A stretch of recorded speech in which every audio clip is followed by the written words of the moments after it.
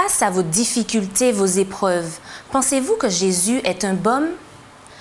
Pensez-vous et croyez-vous qu'il peut réellement vous délivrer, vous guérir?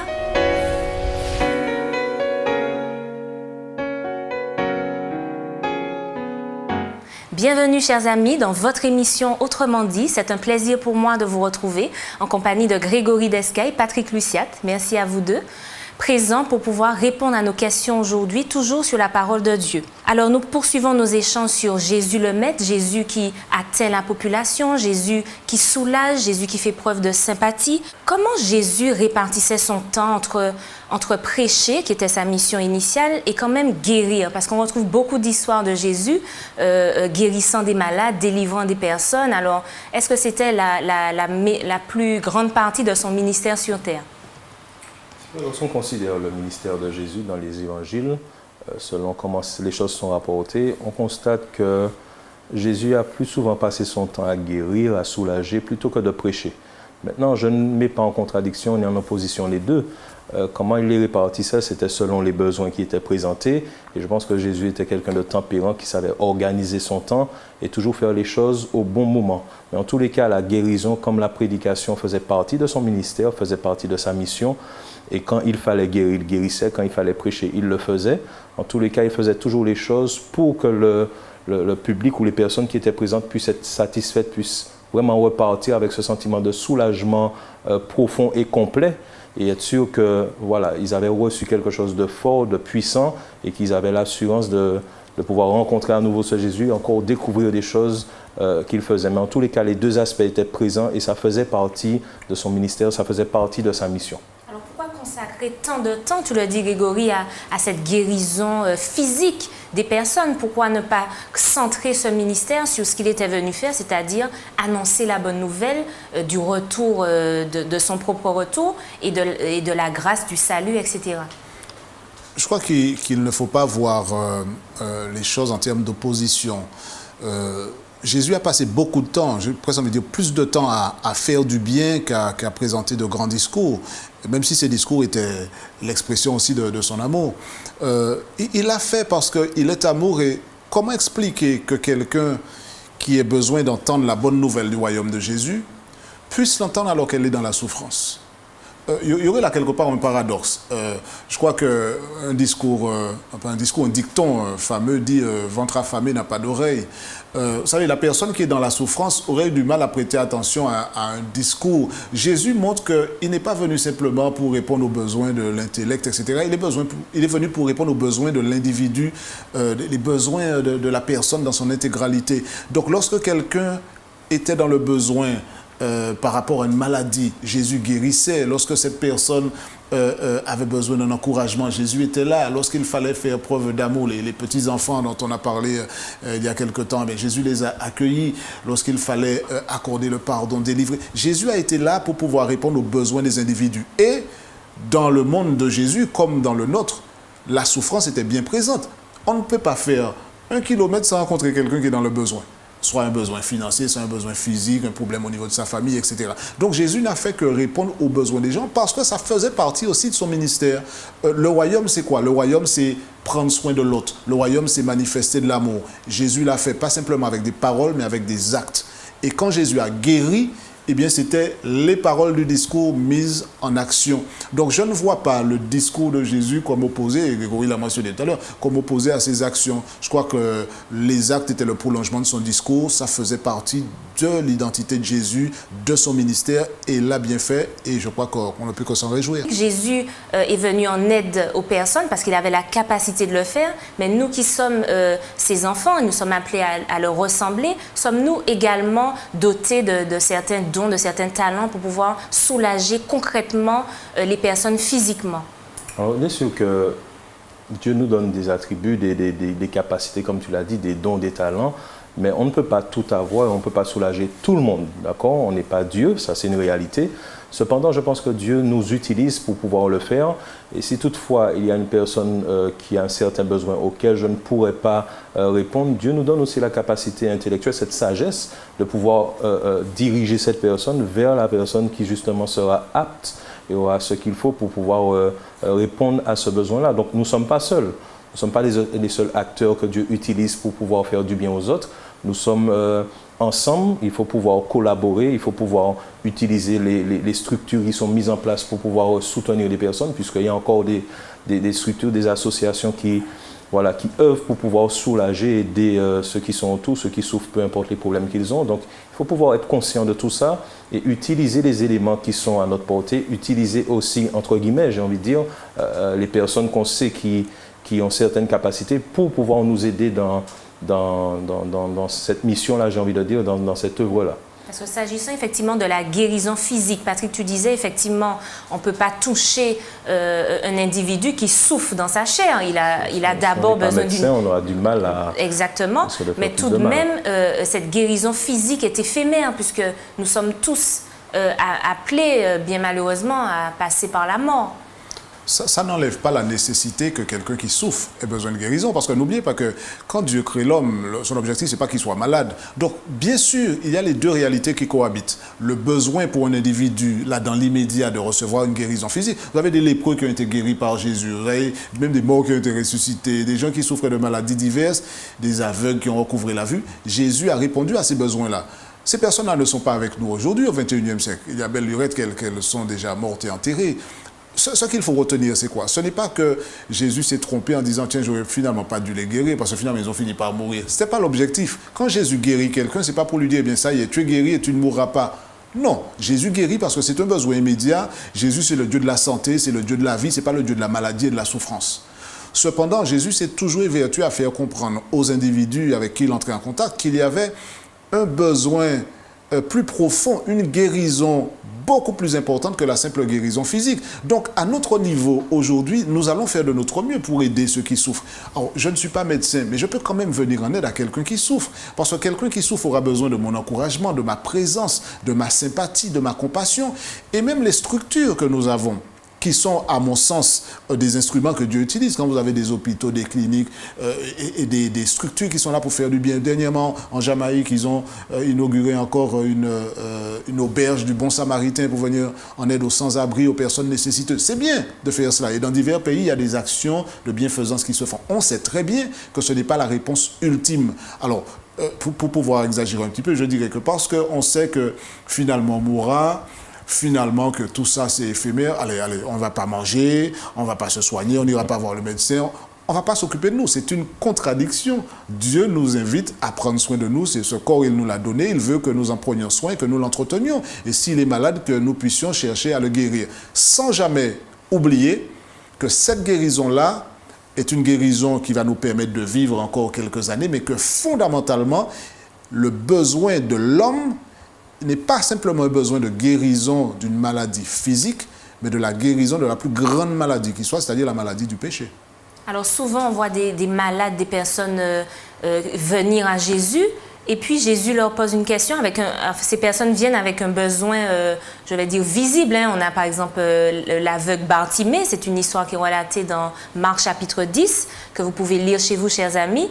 Et on est étonné de la réponse de Jésus qui voit cet aveugle qui vient vers lui pour lui dire « Que puis-je faire pour toi ?» Alors, comment comprendre cette question que Jésus pose, pas seulement à Bartimée, on retrouve cette interrogation-là à plusieurs reprises. La question que tu poses, c'est une question que je me suis déjà posée plusieurs fois, étant même un petit peu plus jeune, me dire « Mais finalement, ça sert à quoi cette question ?» C'est pas, je le vois aveugle, j'ai déjà compris quel est le problème, mais peut-être que Bartimée avait autre chose qui aurait pu le gêner plus que sa cécité. Il y a des gens qui, malheureusement, trouvent un certain confort à avoir certains handicaps ou certaines choses qui ne vont pas. Je pense que Jésus a besoin que l'on puisse constater et reconnaître notre besoin. Il peut nous arriver d'avoir un besoin, mais on l'occulte, on le met de côté, on préfère l'oublier, l'ignorer et se dire que finalement, bon, ce n'est pas si nécessaire que ça. Dans le cas de Bartimée, effectivement, il a exprimé ce besoin de recouvrer la vue, il a exprimé son besoin à Jésus et c'était important pour lui d'être dans cette démarche-là. C'est pour ça que j'ai dit dans une étude auparavant que Dieu collabore avec nous et Jésus collabore avec nous. Il veut nous guérir, mais il faut aussi qu'on puisse reconnaître notre besoin et avoir ce désir-là d'être guéri. Je prends notre exemple. C'est un nom sur notre besoin. Sur notre besoin. Il a pointé du doigt de cette façon. Jésus a déjà eu l'occasion de pointer un autre problème du doigt d'une autre façon avec un autre individu. Lorsque je prends le cas du jeune homme riche, il pense tout avoir, mais il a quand même quelque chose qui manque. Il a quand même un besoin. Quand Jésus pointe du doigt, touche du doigt, on sent bien que ce que tu dis, c'est vrai, mais finalement, je n'ai pas envie que tu puisses répondre à ce besoin. Et à cause de ça, il perd un trésor beaucoup plus grand que ceux qu'il avait sur terre. Donc, que ce soit la cécité, que ce soit autre chose, Jésus a besoin qu'on puisse reconnaître que, eh bien oui, j'ai ce besoin et je sais que tu es la seule personne à pouvoir combler ce besoin-là. Donc, je viens à toi. Et c'est ce que Bartimée a fait, c'est ce que Jésus a fait dans cette collaboration, dans cette démarche. Et Bartimée a reçu la guérison dont il avait besoin à ce moment-là. Ce que tu dis est intéressant, Grégory, mais Bartimée, dans ce cas, connaissait son besoin. Il était aveugle, il avait besoin de recouvrer la vue. Mais que faire quand on a l'impression que tout va bien? On n'a pas forcément besoin que Jésus vienne dans notre vie, qu'il nous soulage. Ça plane pour nous, tout va bien. Ça, c'est le summum de l'aveuglement. Parfois, les aveugles, comme Bartimée, voient plus clair que ceux qui ont une vision excellente aux yeux des ophtalmos, mais qui ne sont pas conscients de leurs besoins. Alors, il ne faut pas oublier qu'il y a deux démarches. Il y a le fait de nommer le mal dont on souffre pour pouvoir le présenter à Jésus. Et comme Grégory a justement précisé, c'est surtout une démarche pour Jésus, non pas de venir au secours de son ignorance. Il sait très bien ce dont la personne a besoin. Mais quand Bartimée dit, quand Jésus lui dit « Que veux-tu que je fasse ?» et qu'il répond que je recouvre la vue, c'est une manière aussi pour Jésus de faire en sorte que Bartimée exprime sa foi. Parce que si je dis à Jésus « Je veux recouvrer la vue », je ne dirai pas ça à Jésus si je n'ai pas confiance que ce Jésus-là peut répondre à cette requête-là. Donc, quelque part, et c'est pourquoi Jésus lui répond, ta foi t'a sauvé. Quelque part, c'est aussi une manière de faire poindre l'embryon de foi de Bartimée et de donner une réponse qui correspond à la situation. Mais pour revenir à ta question, quand je ne suis pas conscient de ma situation, je suis dans une situation encore plus grave parce que je ne vais jamais me tourner vers la source de la guérison. Bartimée, il criait parce qu'il avait besoin, il était conscient, il est aveugle, il sait qu'il a besoin de recouvrer la vue. Et il criait à tue-tête au point que les gens essaient de le faire taire. Quand quelqu'un pense que tout va bien parce qu'il a de l'argent, parce qu'il a des possessions matérielles, parce qu'il a la célébrité, parce qu'il a l'impression que finalement il n'y a aucun problème, je crois que c'est la pire des situations. Parce que l'Évangile nous ouvre les yeux sur une réalité qui est bien présente. C'est le fait que l'être humain, quel qu'il soit, est touché par la maladie du péché. Donc il n'y a pas une seule personne qui soit en bonne santé lorsqu'on parle de la maladie du péché. Tous ont péché. Tous sont privés de la gloire de Dieu. Donc, de Dieu dans sa vie, d'être soulagé par Dieu. Exactement. Alors le problème, c'est que le diable est tellement malin qu'il a réussi à faire en sorte que beaucoup de personnes dans la société aient tellement de choses qui fonctionnent dans leur vie. On a l'impression que l'opulence, la richesse les rend aveugles à leurs besoins fondamentaux. Et c'est un piège du diable qui fait en sorte que on a en fait les plus grands malades. Comme on dit, les plus grands malades sont ceux qui ignorent justement leur propre situation. Et je crois qu'il faut que nous puissions continuer de démontrer que Jésus est la réponse pour tous ceux qui ont et des problèmes physiques, ou même ceux qui pensent ne pas en avoir, bien que je ne sais pas s'il existe des gens qui n'ont pas de problème physique, quelle que soit l'importance de ce mal.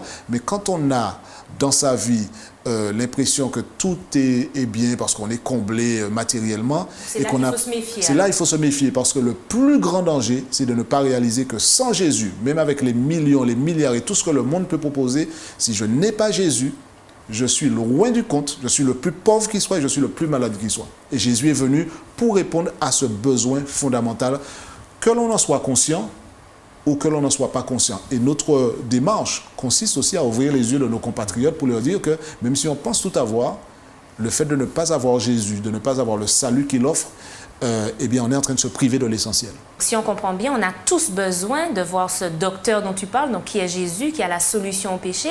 Mais tout de même, est-ce que même si on consulte ce docteur, même en n'ayant pas l'impression d'en avoir besoin, on aurait réellement la guérison face à cette maladie que tu as évoquée, Patrick, la maladie du péché?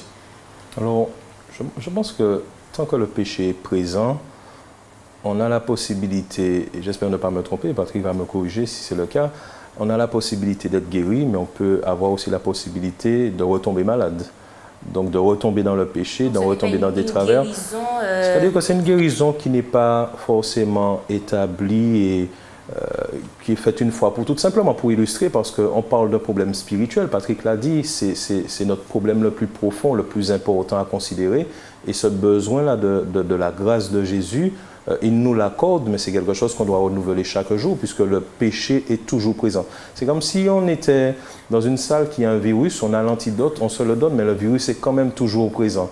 Donc, on est toujours obligé de rester en alerte et toujours obligé de rester à côté de ce médecin, de s'assurer que chaque jour, il nous accorde, bon, je l'illustre comme ça, l'antidote justement pour pouvoir nous guérir de ce péché. Donc, le péché est présent, donc le risque et le danger est toujours présent aussi. Mais heureusement qu'il y a Jésus qui est toujours présent aussi pour pouvoir nous assurer cette guérison. Donc, je ne pense pas que la démarche soit de se dire, voilà, Jésus m'a guéri, c'est bon, je ne vais plus pécher, je suis OK et je vis ma vie. Non, c'est un cheminement qu'on fait chaque jour, c'est un processus qui a commencé à se mettre en place et qui va continuer. Dieu va nous permettre justement de pouvoir être guéri totalement lorsqu'il reviendra très bientôt. Donc, notre corps aussi subit et Jésus va changer ce corps-là lorsqu'il reviendra. Donc, il faut simplement rester vigilant, rester à la source et rester tout près du médecin pour s'assurer d'avoir sa petite dose d'antivirus chaque jour, j'ai envie de dire. Le péché est une maladie particulière dans le sens où... C'est une maladie incurable.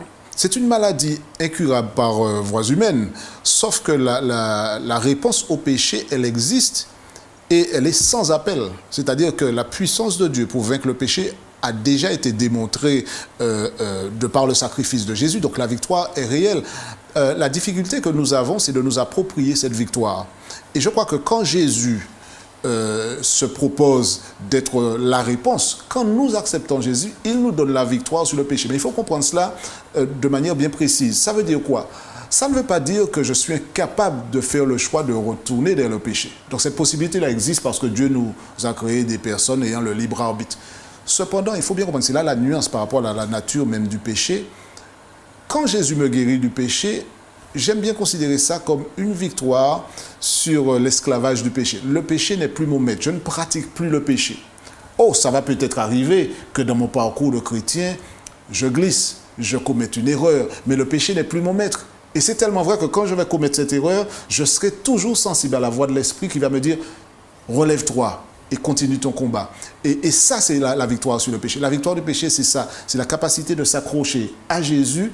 Et même lorsque il peut m'arriver, comme dirait le texte biblique dans l'épître de Jean, même lorsque je vais commettre une faute, Dieu est fidèle et juste pour me la pardonner. Donc, le pardon de Dieu que j'accepte fait partie du processus de guérison, j'ai envie de dire. Donc, ce n'est pas une guérison, comme il disait, dans un sens magique. Ça y est, je peux ne plus me soucier de Dieu, me dispenser de sa présence, puisque j'ai reçu la piqûre magique. Non, la guérison du péché, c'est une démarche de connexion permanente avec Jésus. Et quand j'ai cette connexion permanente avec Jésus, le péché n'a plus la maîtrise de ma vie. J'ai choisi un autre maître et c'est lui qui me dirige. Tant qu'il demeure mon maître, je marcherai dans la bonne direction et je ne serai plus sous la férule du péché. Sommes-nous appelés à satisfaire les besoins des personnes qui souffrent, qui nous entourent, les personnes même qui expriment ces besoins et même leurs désirs? Donc je fais bien la distinction entre les besoins et les désirs. Alors, si on doit parler des désirs, je commence par l'envers. Nous ne sommes pas des génies, d'accord? Donc, pour satisfaire les désirs des uns et des autres, ce serait difficile, surtout quand des fois on a du mal à satisfaire nos propres désirs. En tous les cas, puisqu'on parle de besoins, je considère ça comme étant la priorité. Les désirs, on peut désirer certaines choses qui peuvent attendre, qui sont futiles et finalement dont on n'a pas réellement besoin. Maintenant, un besoin, c'est quelque chose qui, je considère, c'est quelque chose de vital, dont on a besoin pour avancer, pour rester connecté à Jésus, pour rester en vie, j'ai envie de dire.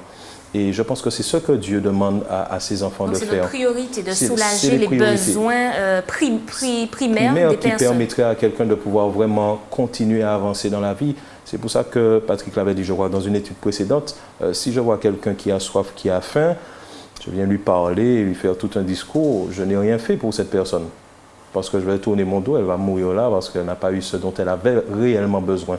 Donc c'est vraiment toucher ces personnes-là à ce niveau-là, apporter avec les possibilités que Dieu nous accorde, apporter les choses essentielles qui permettront de répondre à un besoin pour que cette personne-là soit vraiment satisfaite, soulagée et puisse continuer à avancer. Donc je fais bien la distinction entre besoins et désirs et je pense que les besoins, ce sont les priorités, ce sont les choses essentielles auxquelles on doit porter attention, auxquelles on doit être sensibilisé pour vraiment aider la personne qui est en face de nous. Alors, je pose cette question parce qu'en fait, c'est vrai que parfois, on est amené à côtoyer des personnes qui ont des désirs qui sont peut-être pas primaires, mais qui pourtant ont pris une place tellement importante dans leur vie que sans l'assouvissement de ce désir, ces personnes sont déprimées, malheureuses et parfois on est confronté à nous-mêmes à se rendre compte que ce n'est pas un besoin vital. Il y a une démarche, je crois, dans la démarche du chrétien, il y a aussi une démarche pédagogique. J'ai envie de prendre l'image du parent et de l'enfant. L'enfant va parfois interrompre le parent en lui présentant une requête qui est le fruit de son désir. Je veux telle chose, je veux telle chose. Et pour l'enfant, c'est vraiment la chose la plus importante. Sa vie est en jeu. À la limite, je veux ça, je veux ça. Si j'ai pas ça, c'est la fin du monde. Et le parent qui aime l'enfant va s'efforcer dans une démarche pédagogique pleine d'amour de lui faire voir la différence entre besoin et désir, besoin et caprice. Tout ce qui est le fruit du désir n'est pas nécessairement important. On peut désirer quelque chose simplement parce qu'on est enveloppé dans une démarche égoïste ou bien de satisfaction personnelle et qui peut même mettre notre vie spirituelle en danger. Par contre, lorsqu'on est conscient de ses besoins, et on n'est pas toujours conscient parce qu'on est parfois très animé de ce sentiment de satisfaire ce qui nous chatouille le plus. Et je suis persuadé que si on avait la possibilité de demander à Dieu quelque chose et de voir que cette chose se réalise tout de suite, je ne suis pas certain que les premières choses qu'on demanderait, ce serait ce dont on a vraiment besoin, comme la sagesse, le discernement. On serait peut-être plus tenté de demander des choses, tiens, donne-moi 1 million, donne-moi quelque chose. Des choses concrètes. L'être humain est parfois comme ça. Et je crois que nous, dans notre démarche, il nous faut venir en aide aux autres, soulager, c'est-à-dire suivre Jésus dans l'empreinte de ses pas, être sensible aux besoins des autres, mais ne pas hésiter à aussi être pédagogue, à dire à l'autre, effectivement, tu veux telle chose, mais pose-toi la question. Non pas être celui qui décide, non, tu n'auras pas ça, etc., mais amener l'individu à comprendre, tu veux telle chose, mais est-ce que tu es conscient que quand tu demandes quelque chose, la volonté de Dieu devait primer? Est-ce que tu es conscient que c'est ce dont tu as vraiment besoin? Est-ce que c'est la volonté de Dieu? Et dans cette démarche-là, je crois que ça peut affiner la démarche de l'individu qui va voir Dieu, non pas comme un Père Noël à qui on peut demander le dernier jouet à la mode, mais un Père aimant et compatissant qui veut nous faire avancer et qui va nous donner ce dont nous avons besoin. Comme un parent qui aime son enfant va lui donner non pas ce qu'il veut manger, qui ne va pas forcément lui faire du bien, mais ce qu'il sait, l'enfant aura besoin pour sa croissance, pour son développement harmonieux. Et je crois que nous sommes appelés à encourager cette démarche-là. Et on va rencontrer des personnes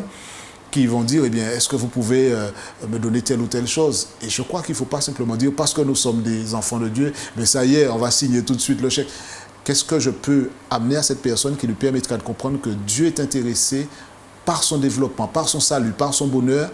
Et il y a des choses dont il a besoin dans sa vie pour pouvoir accompagner cette démarche-là. Et ces besoins-là ne correspondent pas nécessairement toujours aux envies d'un individu.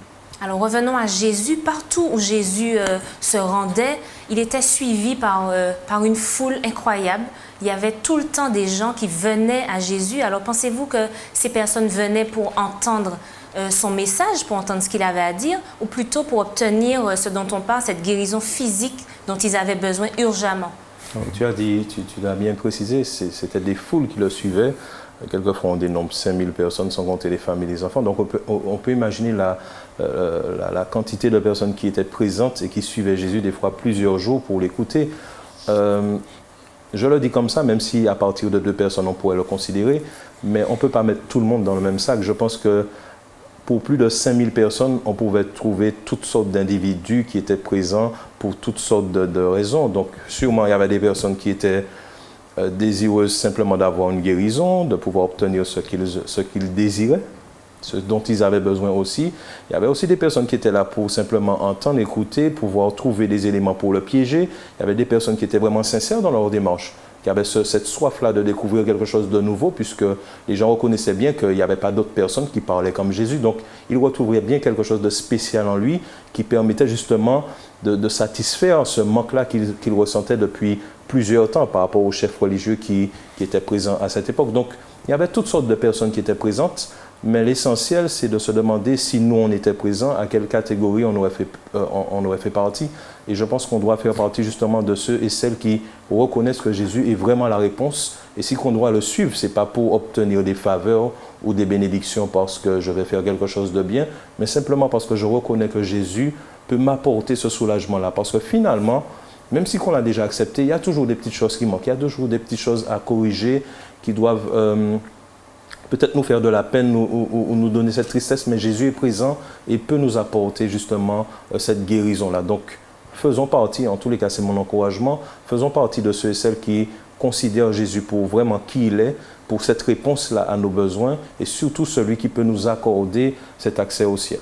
Alors pour revenir notamment à Bartimée, Bartimée a eu ce qu'il désirait, il a recouvré la vue et par la suite l'histoire nous dit dans Marc 10 que Bartimée a souhaité suivre Jésus, il l'a fait d'ailleurs si je ne me trompe pas.